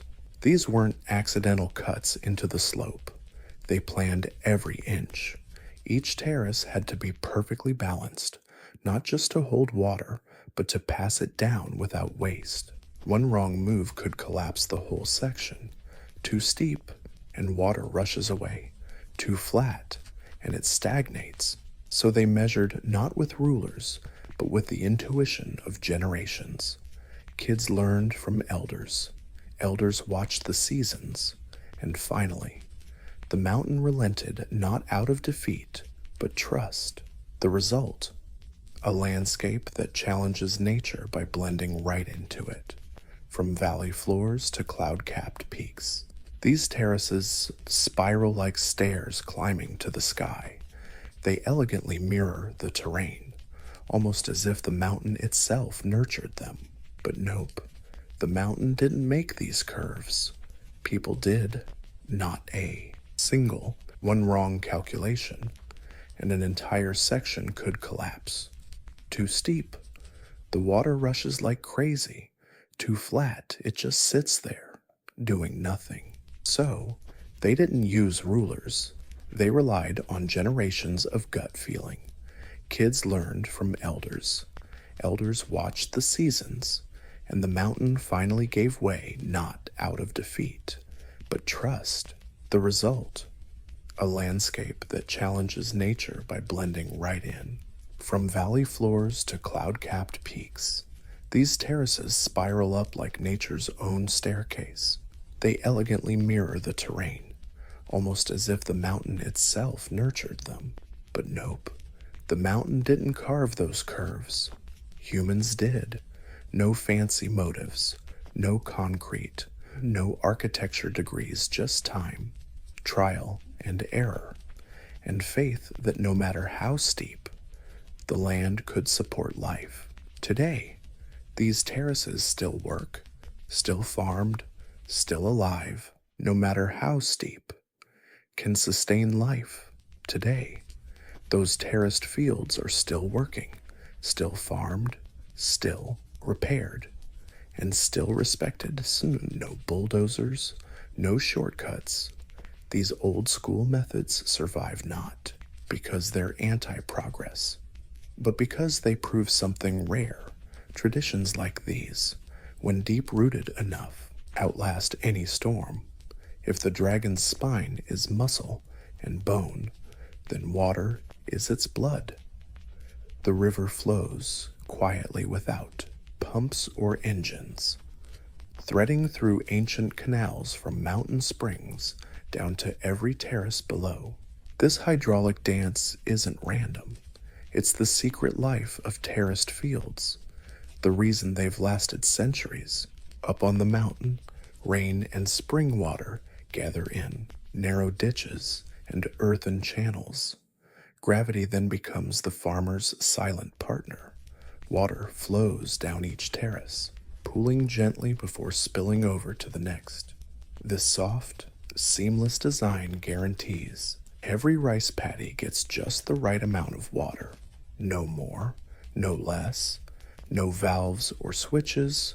Control comes from delicate stone or wood gates, hand-adjusted and habit-tuned. If one terrace floods, the next one might drown. If there's a leak, drought could follow. So the villagers, guardians of this delicate system, walk the mountain ridges daily, checking, adjusting, listening to the water's murmur. It's more like playing an instrument than farming. Mess up one note and the whole song falls apart. But water doesn't just feed the rice, it reflects the sky in spring. When the terraces flood, the fields turns into sheets of glass. They mirror clouds, the sun, even stars on a clear night. Visitors often call this place surreal, like the mountain has turned into a living mirror, reflecting both heaven and earth. Then summer rolls in. The water thickens with green stalks. The reflections blur, replaced by movement, rice swaying in the breeze, like a sea of emeralds. In autumn, the water sparkles under golden ripe grains. And come winter, when farming pauses, snow and frost take over the flowing water. The dragon sleeps, but the canals remain, silent veins waiting for spring's return. Time here flows differently, not by the clock, but by moisture, by the first mountain water trickle, by the chorus of frogs coming back, by the smell of damp earth. In a world obsessed with seconds, the long teach people still measure by seasons and drops. So this dragon doesn't live in fire or flight, but in gentle ripples, moving through a living masterpiece made of stone and soil. Spring in the Long G Mountains doesn't start with flowers, but with water. When snow melts on higher peaks, streams pour down, breathing life into the waiting terraces, smooth as mirrors. The fields are ready, the dragon stirs, and people prepare for the ritual that links them to generations past, planting the first seeds. No big announcements, just quiet movement. Farmers, young and old, wake with the fog, barefoot. They trudge narrow mountain paths, straw hats shading their eyes, baskets on their backs, the air thick with damp earth and mountain wind. The terraces flooded just days before now gleam like polished jade. This isn't a job for machines. Never was. Each seedling is planted by hand, one by one, row by row. Workers step into the cold water, gently pressing the soft stalks into the mud with tender fingers. It's a rhythm almost sacred, bending, reaching, pressing, repeating all day, sometimes for weeks. Kids run along, splashing in shallow water, copying grown-ups. They don't learn from textbooks, but by standing in water, feeling the mud's resistance, learning distance with their eyes. That's how knowledge lives here, by doing, not just talking. Farming isn't just labor, it's a ritual. Offerings go to the mountain gods. Songs are sung.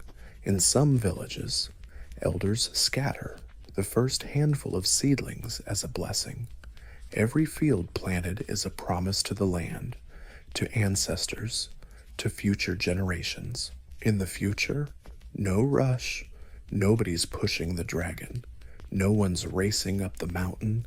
Instead, the rhythm of planting becomes a meditation, a slow dance between humans and nature, patience and purpose. And as the days go by, green shoots start popping up from the flooded fields like whispers. From now on, the terraces will keep expanding. Not just rice, but hope. Every seed is a prayer, every row a silent rebellion against hunger and hurry. And the cycle starts again, not with noise or fire, but with muddy hands and hearts reaching for the sky. The dragon has awakened. The mountain breathes, and the future is planted, one seed at a time, scattered along the ridges and hidden in the twists of the terraces is the heartbeat of the dragon's spine. Villages like Pingen, Dai, and Jingen. These aren't just settlements, they're living heritage museums, where every house, street, and balcony clings to the mountain like an unforgettable memory. The houses are built on stilts to protect them from rain and steep slopes. Their dark, slanted roofs mimic the lines of the terraces they overlook. From above, they look like wooden lanterns floating on green waves. Inside, life is simple, warm, and deeply communal. Multiple generations live under one roof, meals cooked over wood fires. The scent of rice wine and bamboo smoke drifts through the mountain air. The people here belong to minority groups, the Zhuang and the Red Dao. Each group has its own language, customs, and stories. You'll spot the Yao woman instantly. Their long black hair, never cut since childhood, is rolled into elegant shapes atop their heads. Some let waterfall-like streams flow while bathing in the river, a sight so graceful it's almost mythical. Even though modernization creeps along the mountain trails, traditions hold strong. Indigo-dyed hand-woven clothes, this creaking wooden loom in the quiet room, music played on flutes and bronze drums at village festivals. Weddings still feature ritual dances. Harvests are still greeted with singing. Hospitality here isn't a transaction, it's a reflex. Visitors are offered tea brewed from local leaves, rice wine served in carved gourds, and stories passed down by elders who still remember this mountain before electricity. They speak of dragons in the mist, ancestors who shaped the hills, and spirits guarding the fields. Though tourism now draws travelers worldwide, rural life mostly hums along undisturbed. Rice keeps growing. Rituals still mark the seasons. The terraces, like the people, persist not by fighting change, but by absorbing it slowly, carefully, like water flowing down each step. Here, inside the dragon's coil, life isn't rushed. It flows, it echoes, it remembers. Walking the long G terraces is like passing through layers of legend. The hills aren't just dirt and rock. They pulse with stories whispered through bamboo groves and carried on the wind for villagers. These mountains aren't just land. They're sacred creatures made by gods, guarded by spirits, and home to stories passed down through generations. The oldest legend tells of a sleeping dragon stretched across the mountain ridges. Its curled spine is the terraces themselves. Locals believe the mountain's curves weren't shaped by humans, but are dragon scales rising and falling with its breath. When mist rolls in from the valley and blankets the terraces, the dragon stirs, breathing softly in its slumber. Another tale explains how the terraces were born from divine kindness. During a famine, ancestors climbed the mountain and prayed to the heavens. Moved by their devotion, the gods sent rain and showed them how to carve the hills into steps for rice to grow. Everyone obeyed, and the dragon appeared to guide their hands. From then on, they revered the mountain, never shouting across fields, never cutting trees without a prayer. These beliefs aren't in books. They live in songs sung during planting, in incense burned before the growing season, in silence on misty mornings. Kids grow up hearing these stories, not as fairy tales, but truths buried deep in the soil, mocking the dragon recipe for a bad harvest, disrespecting the spirits. You just invited floods or drought. Water has spirits too. Some farmers still offer prayers before releasing spring water into the terraces each year. A few drops of rice wine, whispered prayers carried by breath, not for show, just tradition as natural as tying your shoes. And whether you believe in dragons or not, there's something sacred hanging in the air. Maybe it's the silence, maybe the clouds, or maybe just the quiet certainty that this place isn't only shaped by human hands. This is a story still being told, not ink on paper, but carved in stone, water, and rice. For centuries, the dragon's backbone was a secret kept by the mountains remote, peaceful, known only to those who call it home. But no place, no matter how sacred, stays untouched forever. Roads come first, then power lines, tourists, cameras, and smartphones climb the hills alongside farmers. Those ancient, weathered terraces now face a question they never had to answer before. How do you survive in the modern world? At first, there was worry. Some feared the mountain would be sold off, piece by piece, to developers, that concrete would replace wood, that culture would turn into costume. But the people of Long G didn't just endure, they adapted, not by dumping their past, but by weaving the present into it, bit by bit. Villagers started opening their homes to guests not for resorts, but as places for families to stay. But the people of Long G didn't just suffer through it, they adapted, not by ditching the past, but by weaving the present into it. Bit by bit, villagers started opening their doors not for resorts, but as homestays for families.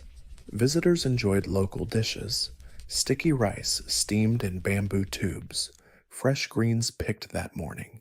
They slept in wooden stilt houses where rooster calls still announced dawn. This experience wasn't staged. It was alive, authentic, and real. Farming went on. Each season, locals still flooded the rice terraces, planted by hand, harvested with scythes worn thin by time. Kids went to school during the day, but helped in the fields at dusk. Tourism might bring cash, but rice brings life. They support each other. Both are essential. Some young villagers have left for the city, but many come back.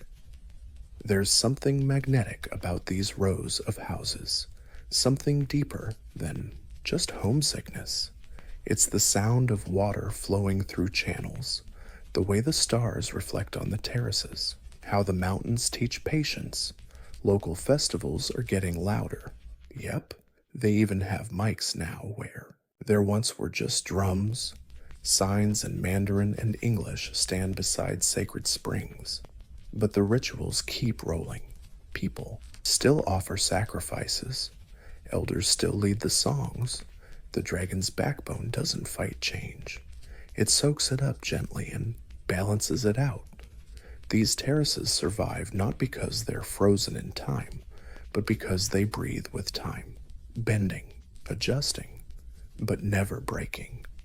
In an age where tradition often gets sacrificed for progress, Long G silently proves progress can be gentle if it wants to be. The old ways still have a place in the modern world, especially when they look this good. The dragon's backbone is never in the same place twice. Every season, the plants shed their skin, change color, and shift moods. Cities change by the year, but these terraces change by the week, covered not just in light, but in rhythm. Standing among them for a year is like watching a mountain breathe. Spring arrives like a mirror. The terraces flood for planting, the still water reflecting the sky like a silver mirror. Clouds don't just drift above, but float beneath your feet. Visitors say it feels like walking on heaven. The fields may look empty, but are packed with potential. Beneath the surface, life is buzzing. Summer brings a fresh green color. Rice shoots stretch tall and straight, covering hills like emerald waterfalls from afar. The terraces look like velvet ribbons flowing in every direction. Warm and humid air, frogs croaking from the patties, farmers waiting from dawn till dusk, their hats bobbing like tiny sails on a jade sea. Autumn is gold. Harvest time, ripe rice and terraces glow under the sun. Grains sparkling, fields ripple in. The wind, drums echo through villages. Families gather, songs are sung, sticky rice is cooked. This isn't just a season, it's a celebration. The dragon is fully awake and handing out rewards. Winter makes the mountain quiet. Terraces lie empty. Water recedes. Sometimes snow falls, laying a soft white blanket over the steps. Other times, frost clings to walls like lace. No tools in the field, no voices, just silence. The dragon sleeps, rests, and waits. Each season writes a different poem. Spring reflects, summer grows, autumn feeds, winter rests. The beauty of the olde isn't just in its shape, but in its cycle, how it accepts time without resistance, how it changes quietly, never needing to announce itself. Photographers chase the light, here, hoping to capture that eternal moment. But the terraces never freeze for anyone. They move, they breathe, They softly teach us that beauty isn't static, it's rhythm, practice, a promise renewed each season. And then the dragon returns not with roars or fire, but with water, grain, and wind. In the end, the terraces aren't just fields, they're a vow, quiet, curved, carved into the mountainside, a promise passed from hand to hand, season to season, generation to generation. The dragon's backbone isn't just an agricultural marvel or an engineering masterpiece. It's the story of what happens when people choose to live with the land, not fight it. Easier paths exist. The long ancestors might have moved to flatter valleys, searching for easier ground, but they stayed. They studied the slopes, listened to the rocks, followed the water, and they turned the impossible into the everyday, feeding whole villages on steep mountainsides. Every curve hides a lesson, not just about rice, but about patience, legacy, and care. These terraces weren't slapped together in a few years or even decades. They took centuries. No shortcuts to harmony here. No machine can copy the knowledge etched into each stone wall by calloused hands and quiet persistence. But they're not frozen in time. These terraces are alive. They evolve, bend with the weather, human needs, and the shape of the world. That's their secret. They never stiffen up, always flexible, even now. When modern life climbs the hills with signals and screens, these lands stay intact. They change, sure, but don't disappear because their roots aren't just in the soil. They live in stories, rituals, in the simple, stubborn act of planting seeds and trusting the skies. Walking along, the dragon's spine is witnessing a pact between humans and the earth, a contract signed in sweat and sunlight, renewed after every harvest. It's a reminder that progress isn't always about speed, and greatness doesn't always show up in a rush. Sometimes it whispers like a stream flowing over rocks, and maybe that's why these terraces mean so much to so many, from farmers to tourists to daydreamers, because they stand for something we almost forgot. The most lasting things in this world aren't built by force but by rhythm, humility, and time. The dragon sleeps, the people endure, and the mountain remembers. Most tourists at Giza look up, mesmerized by the towering pyramids and the gaze of the Great Sphinx, but few wonder what's hidden beneath the sand, beneath the Nile, beneath waters forgotten for centuries, because in the calm, shallow waters near the ancient village of Abu Rash, just a short trek from the Giza Plateau, strange story unfolds. It tells of something massive, eroded, set, and forgotten, an underwater sphinx. Local fishermen have passed down tales about it for generations. Its smooth back looks way too symmetrical and unnatural. A half-human, half-cat shape, buried in mud and underwater sediment. When the Nile recedes during droughts, part of the riverbed emerges, stone with curves, grooves, and some say carved pores, weathered but undeniably man-made. It's not on any tourist route. No signs, no velvet ropes, no tour buses nearby, just a patch of dense reeds, brackish water, and silence. Explorers daring enough to go there claim the place feels different, charged, like memories still linger beneath the mercenaries. Sonar scans found geometric patterns and what look like deliberately placed blocks. But the real jaw-dropper is the claim that this figure, An underwater Sphinx block near Giza could date way before the pyramids, not by decades, but by millennia. If true, it would rewrite the timeline of Egyptian civilization. Mainstream history says the Great Sphinx appeared around 2500 BC, but this underwater shape, if really carved, might belong to an era when the Sahara was still green and the Nile roared through lush, fertile lands. Of course, skeptics say it's just a misidentified rock, limestone formed by water, and wishful thinking, but the grooves, curves, and alignment with celestial markers raise more questions than answers.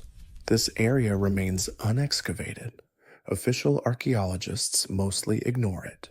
Maybe it's nothing, or maybe it's everything, a relic not just of Egypt's past, but of a whole drowned world wiped out by floods and time, right now. This underwater sphinx lies silent, not asleep but waiting, and if it could speak, one wonders what secrets it would spill. Maybe it's all of that. A relic not just of ancient Egypt, but of a whole world washed away by floods and time. Today, this underwater sphinx lies still, not sleeping but waiting. And if it could talk, you wonder what secrets it would spill and why so many people are dead set on not listening. The legend of the underwater sphinx shifted from folklore to global curiosity in the 1980s. That's when some independent researchers and divers started sharing strange reports. There were records of a giant lion statue, partially submerged, near the Giza Plateau. The first photos were grainy, fuzzy, and often, but they sparked something unforgettable: curiosity, and of course, suspicion. One of the biggest boosters was an amateur Egyptologist who claimed to have seen a deeply weathered monument beneath the mud and floodwaters from a brief drought period. According to him, this carving wasn't just a random rock or erosion trick. It had geometry, legs, symmetry, and even a faint image of a carved face. Naturally, this threw a wrench into the classic story. Egyptology is built on well-established structures and timelines. Most scholars say the Great Pyramid and Sphinx were built around 2500 BC, under Pharaoh Khafre's reign, suggesting an older, partly submerged. Sphinx means rethinking not just Egyptian history, but the entire timeline of human civilization. The mainstream scholars responded cautiously, even with disdain, without proper digs, carbon dating, or stratigraphy. This claim wasn't going anywhere. Many argued this underwater sphinx was just a natural formation, limestone worn down by thousands of years of Nile floods and sediment erosion. In Egypt, they say, nature loves to copy intention. Wind, water, and time are master sculptors. But these photos kept circulating anyway. Sonar data kept showing weird patterns, too regular, too smooth, too seductive. Then came the theorists, writers, filmmakers, and historians started weaving stories around this mystery. The Sphinx is a relic of a lost civilization, maybe Atlantis, or pre-dynastic Egyptians wiped out by a desert flood. They pointed to water erosion patterns on the original Great Sphinx, speculated about lost technologies, and hinted that what's under the Nile could be way older than accepted memory. The debate got louder, but the ground stayed silent. No official digs, no museums claimed it, and the Sphinx, if real, stayed where it belonged, buried in mud, stuck between legend and dirt. The idea that something near Giza could predate the pyramids isn't just provocative, it's revolutionary. If the underwater sphinx isn't just erosion or coincidence, then Egypt's story didn't start with the Fourth Dynasty. It started earlier, prehistoric times when the Sahara was a lush green savanna and the Nile was wider, wilder, and way less predictable. This possibility caught attention in the 1990s when geologist Dr. Robert Stokes studied the Great Sphinx. He argued that the deep vertical weathering on the Sphinx wasn't from wind and sand, but from heavy rainstorms in ancient times, and that kind of rain hadn't hit the Giza Plateau since at least 7000 BC. That pushed the possible date of the Sphinx back by thousands of years. Yeah, before the first pharaohs carved their names in stone. If water made the original Sphinx, water might also be hiding an even bigger sibling. The so-called underwater Sphinx lies in lower ground near ancient floodplains. Some satellite and ground-penetrating radar images suggest there might be foundations, rectangular outlines, and deliberate shapes all buried under mud and seasonal waters. These signs hint the site could be not just older than the Sphinx, but from a time before any hieroglyphs existed in Egypt. Supporters of this theory point to Egypt's missing chapters, the gap between the end of the Ice Age and the rise of the early dynasties. During that time, the Nile changed course. Sahara turned from a wet grassland into a dry desert, and civilizations might have risen and fallen, unrecorded and wiped out. The idea that an ancient, advanced people from the earliest dynasties during this time, the Nile changed course. The Sahara flipped from wet grasslands to a harsh desert, and civilizations might have risen and fallen without a trace, wiped out and unrecorded. The idea that an ancient people, advanced enough, could build a monument this massive seems nuts to traditional historians. But is it Göbekli Tepe in Turkey was built around 9600 BCE by hunter-gatherers. It features huge stone pillars carved with animals dating thousands of years before Stonehenge. Could Egypt hold similar secrets? A similar secret, an ancient culture, marked the land with stone long before papyrus recorded their stories. If the underwater Sphinx was built back then, it would flip everything we know about human history on its head. It hints not just at forgotten ruins, but a whole forgotten era, something that might have whispered to the builders of Giza, leaving behind more than legend, maybe a submerged monument, then lost to time. Stone doesn't lie. It remembers everything and around. The underwater Sphinx site. It tells a quiet but persistent story, not just about time, but about water, layers of sediment, erosion marks, and flood patterns suggest a history way before the desert went all Sahara on us, long before the Nile settled into its usual flow, long before pharaohs carved their names into history. Geologists examined photos and data from near Abu Rawash and found weird erosion signs, smooth circular grooves that mean this place was soaked by flowing water for ages. Not wind, not sand, but rain and movement forces that haven't been around here for thousands of years. Similar arguments pop up about the Great Sphinx, especially the wall around it. Critics of the official timeline point out that the deep vertical grooves on the Sphinx's enclosure don't look like wind erosion at all. They scream rain, big prehistoric rainstorms. Now, at the possible underwater Sphinx site, we see the same signs, except this time hidden under a shallow flood basin. when the Nile's flow was low or during digs.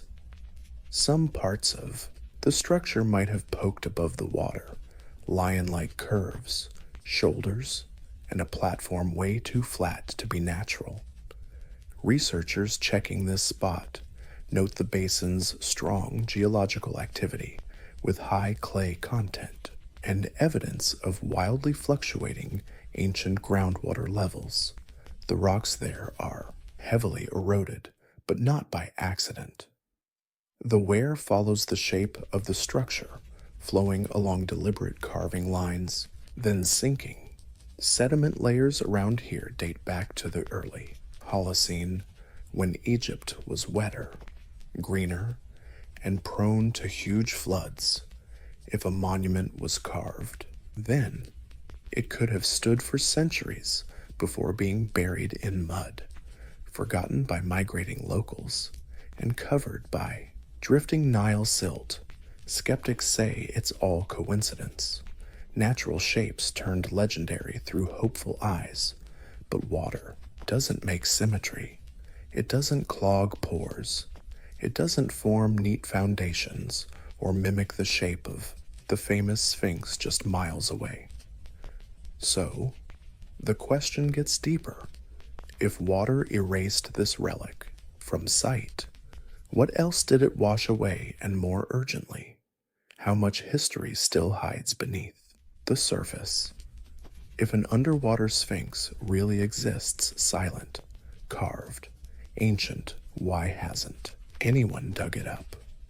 Why does it still lie under mud and silence, ignored by archaeologists, neglected by the government, and left to rot? The answer, like the artifact itself, lies beneath the surface. Egypt's archaeological authorities do protect heritage, which is fair.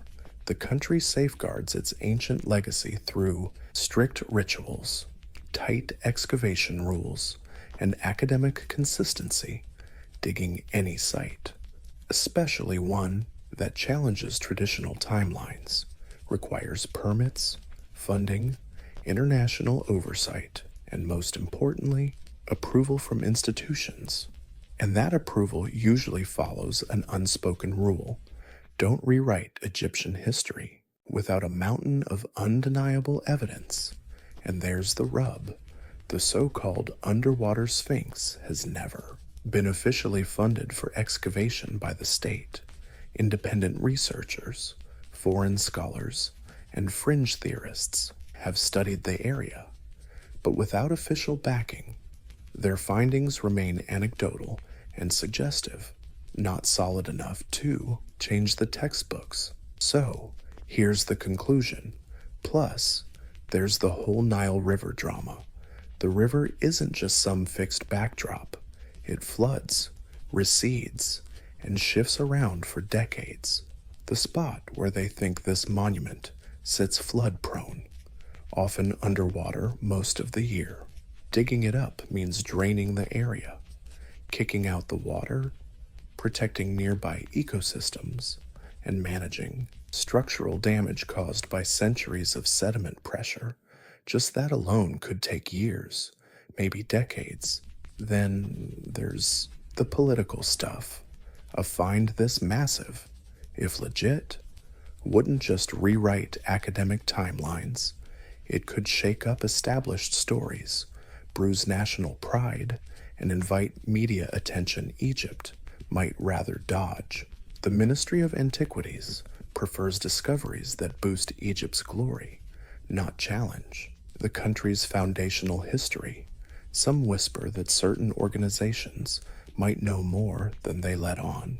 Quiet preliminary studies have happened behind closed doors, but without public records, peer-reviewed results, or official government announcements. These claims get labeled conspiracy theory, so the monument stays buried, whether by accident or design. It remains under mud and skepticism. Ironic, isn't it, in a land obsessed with preserving its ancient past? One of the biggest mysteries might be hiding right under everyone's noses, ignored, unstudied and never officially recorded over time, but nothing stays buried forever to the ancient Egyptians.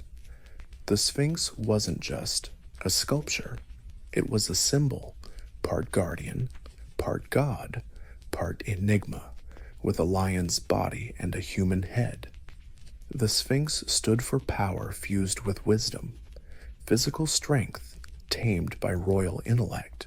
It was a cosmic watchman stationed at the threshold where gods meet mortals.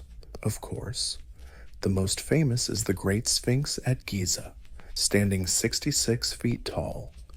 This giant has guarded the plateau for over 4,000 years, facing east toward the sunrise, keeping an eye on the pharaoh's tombs. Its exact origins still debated. Some swear Khafre built it. Others argue it's way older, since the face looks recarved over time.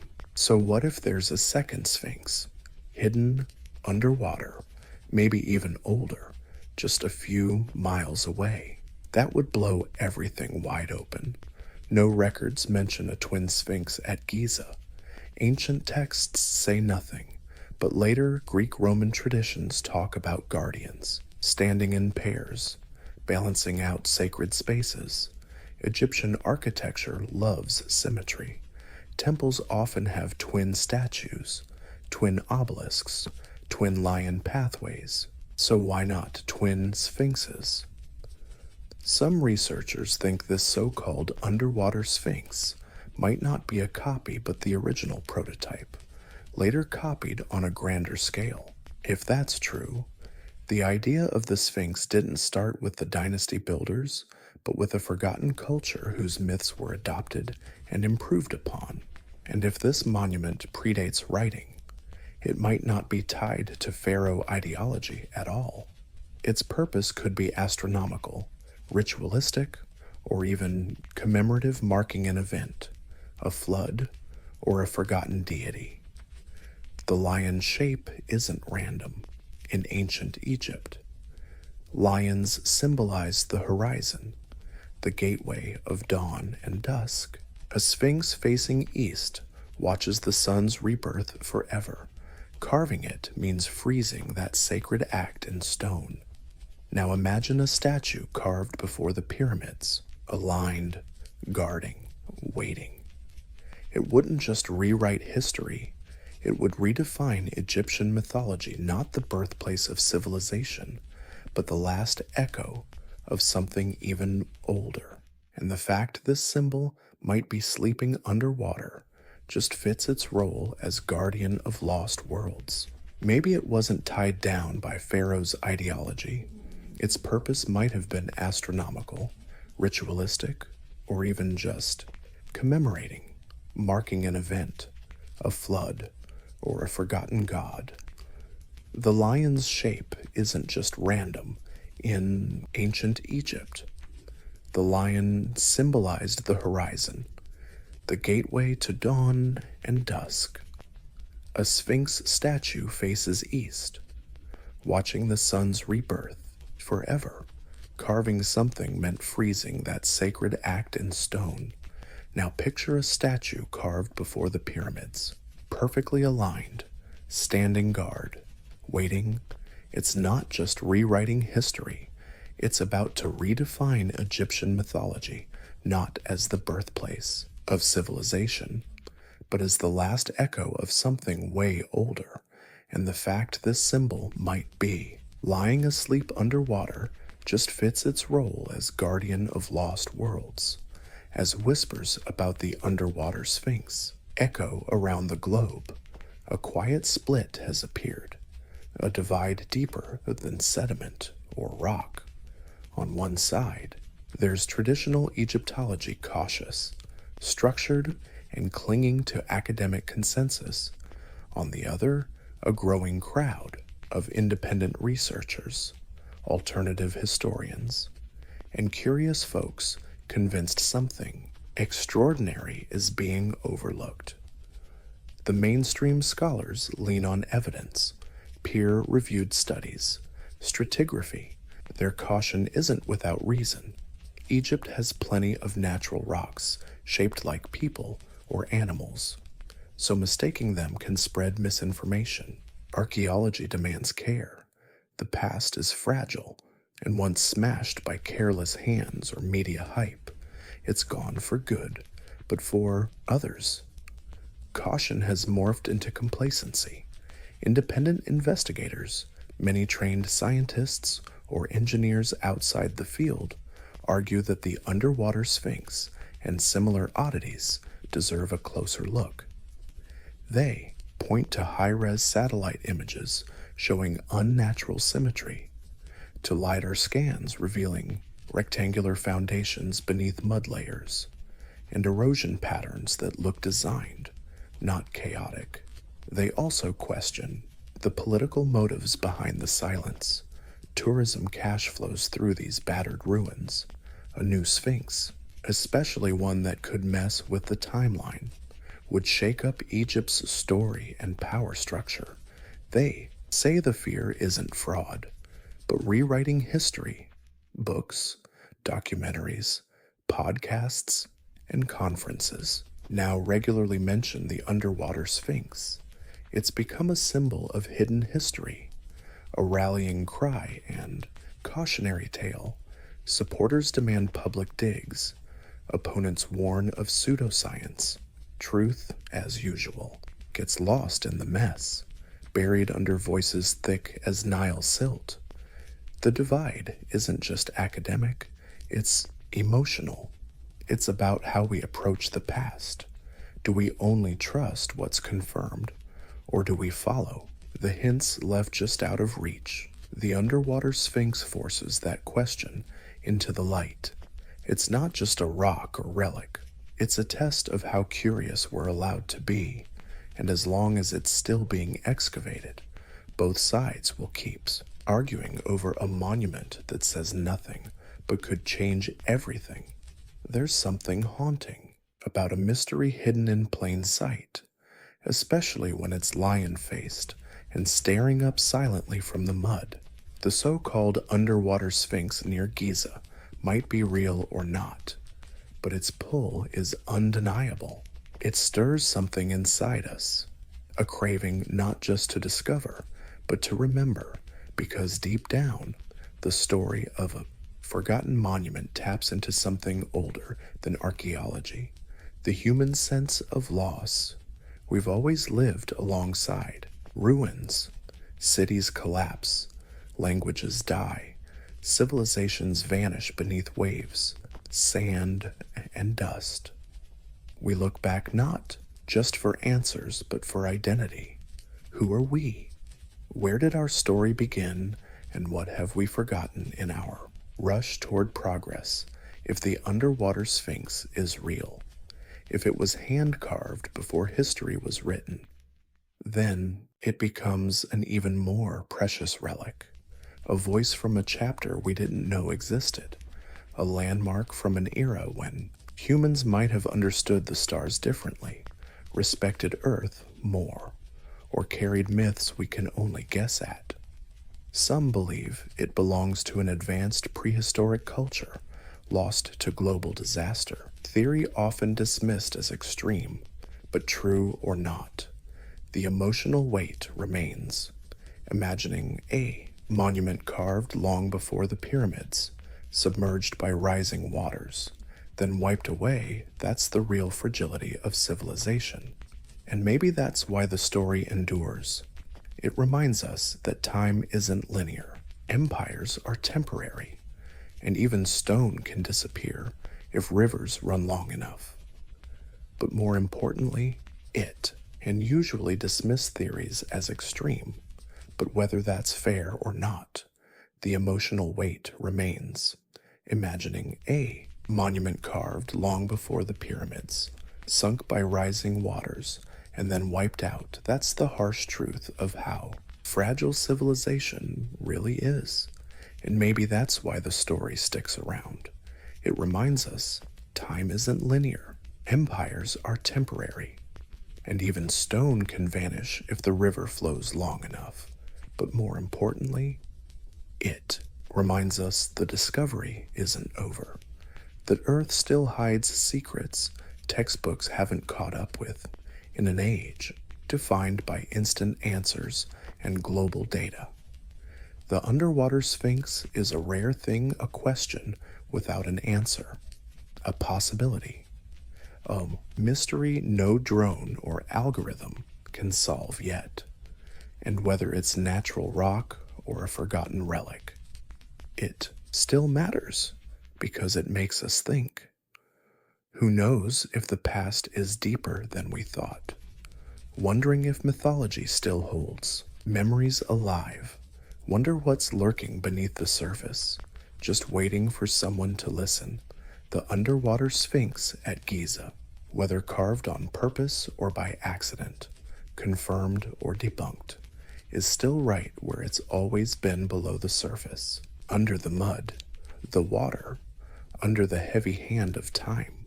No nameplate, no spotlight, but it still whispers softly when no one has the answers.